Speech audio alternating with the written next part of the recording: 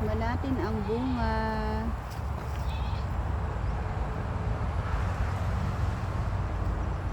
Yun, may ano.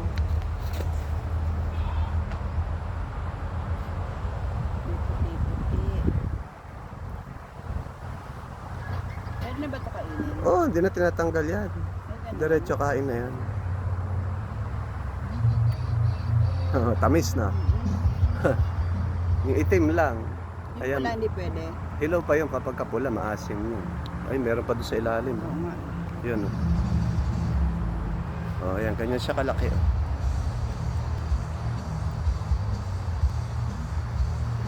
Ayan, daming health benefits yan sa katawan. Ito pa, oh. Yung timong daon niya ginagawan siya eh. Sarap na. Ayan, marami yan. Marami na tayong tinanim dyan. Mga one Dito year. yung mga pula, oh. Ang dami rin. Ay, hilaw pa Hindi pa yan. yan hinog. Yan, mga 1 year from now yan. Tad-tad na tayo dito na mulberry. Yung nakapaligid. Ginawa natin pambakod dito sa gagawin nating extension ng ubasan. Ayan, sa paligid niya puro may mga mulberry na katanim. Oh.